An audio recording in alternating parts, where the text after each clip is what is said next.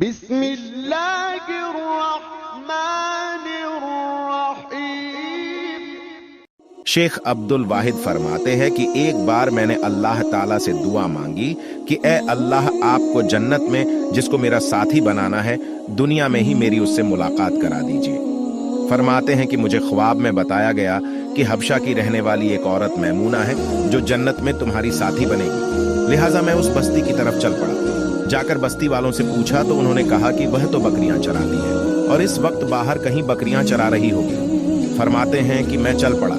جب میں نے بستی سے باہر نکل کر دیکھا تو حیران ہوا کہ بکریاں ایک ہی جگہ پر چر رہی ہیں اور ادھر ادھر بھاگتی بھی نہیں ہیں، اور ایک عورت پیڑ کے نیچے کھڑی نماز پڑھ رہی ہے۔ جب میں نے غور کیا تو میں نے دیکھا کہ جہاں بکریاں چر رہی تھیں وہاں اس چارہ گاہ کے کنارے کچھ بھیڑیے بیٹھے نظر آئے۔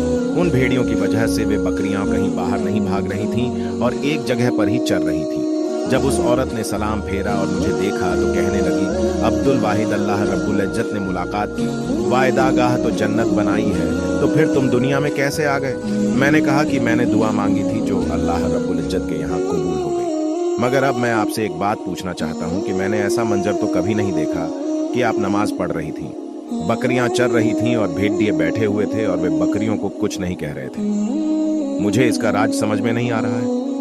وہ کہنے لگی، عبد الواحد، یہ بات سمجھنی آسان ہے کہ جس دن سے میں نے اپنے پروردگار سے صلح کر لی ہے اس دن سے بھیڑیوں نے میری بکریوں سے صلح کر لی ہے۔ معلوم ہوا کہ فذکرونی اذکرکم کا ایک مطلب یہ بنا کہ اے بندو، تم مجھ سے صلح کر لو، میں مخلوق کی تمہارے ساتھ صلح کر دوں گا۔ پیارے دوستوں، اگر آپ کو ہماری ویڈیو پسند آئی ہے چینل کو سبسکرائب ضرور کریں اور ویڈیو کو لائک ضرور کریں۔